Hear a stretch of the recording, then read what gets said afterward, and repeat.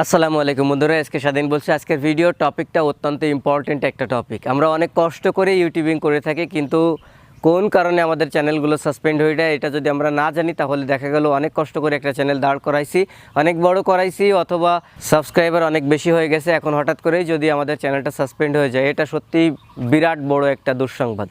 আজকের এই ভিডিওতে আপনাদের সাথে আমি শেয়ার করব কেন একটা ইউটিউব চ্যানেল সাসপেন্ড হয়।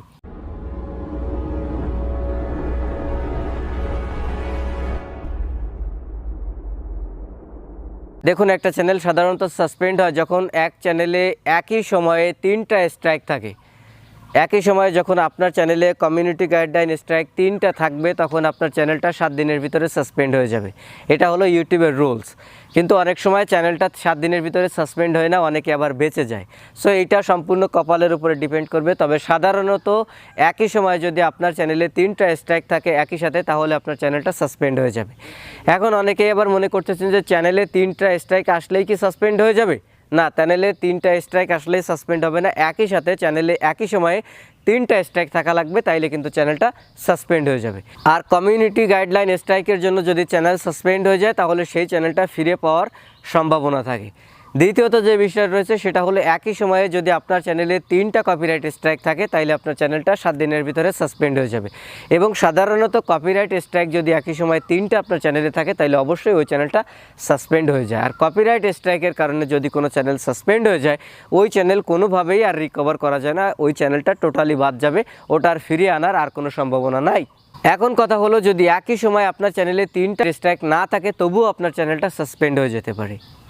এইবার বিষয়টা আপনাদের কাছে একটু ব্যাকা হয়ে গেল, তাই না?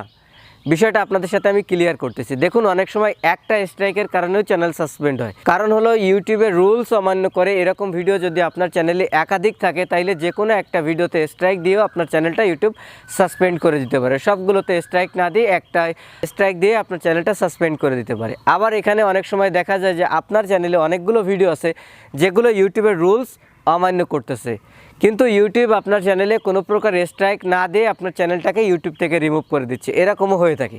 তবে সাধারণত যদি আপনি ইউটিউবের রুলস অমান্য করেন এবং আপনার চ্যানেলটা যদি সাসপেন্ড হয়ে যায়, তাহলে এই চ্যানেলটা ফিরিয়ে আনা সম্ভব।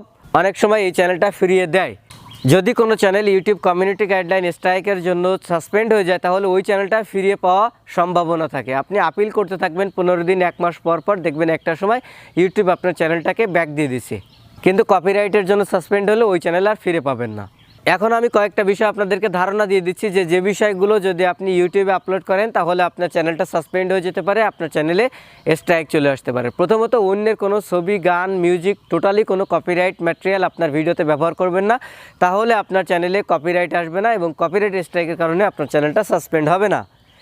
দ্বিতীয়ত রয়েছে কমিউনিটি গাইডলাইন স্ট্রাইক। এটা অনেকগুলো ধাপ রয়েছে, অনেকগুলো কারণ রয়েছে, যে কারণগুলোর কারণে আপনার চ্যানেলে কমিউনিটি গাইডলাইন স্ট্রাইক চলে আসে। তার ভিতর থেকে কয়েকটা ইম্পর্টেন্ট বিষয় আপনাদের সাথে আমি এখন ক্লিয়ার করে দিচ্ছি। প্রথমত রয়েছে, আপনি ইউটিউবের ভিডিও ডাউনলোড করতে হয় কিভাবে, এই টপিকের উপরে ইউটিউবে কোনো ভিডিও আপলোড করবেন না, তাহলে আপনার চ্যানেলে স্ট্রাইক চলে আসবে, একাধিক ভিডিও থাকলে চ্যানেল সাসপেন্ড হয়ে যাবে।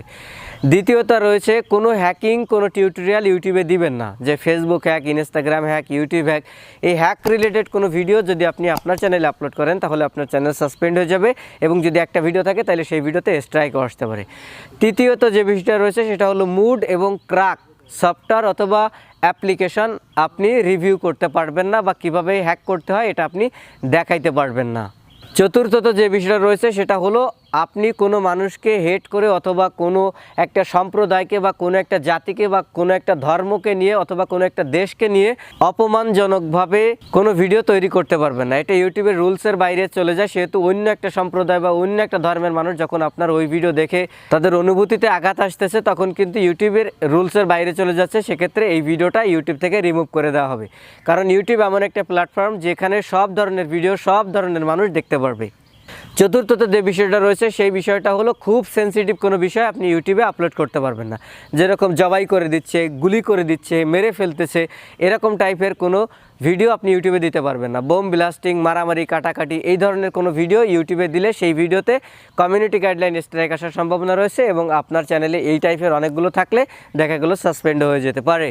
এরপরে সবথেকে ইম্পর্টেন্ট যে জিনিসটা রয়েছে এবং ইউটিউব এই বিষয়টায় কোনো প্রকার ছাড় দেয় না, সেটা হলো সেক্সুয়াল কোনো কন্টেন্ট যদি আপনার চ্যানেলে আপলোড থাকে তাহলে আপনার চ্যানেলটা সাসপেন্ড হয়ে যাবে, এবং সেক্সুয়াল কন্টেন্টের জন্য যদি আপনার চ্যানেলটা সাসপেন্ড হয়ে যায় তাহলে কিন্তু আপনার চ্যানেলটা জীবনেও ফিরে পাবেন না। সো 18+ সেক্সুয়াল কোনো ভিডিও আপনার চ্যানেলে আপলোড করবেন না।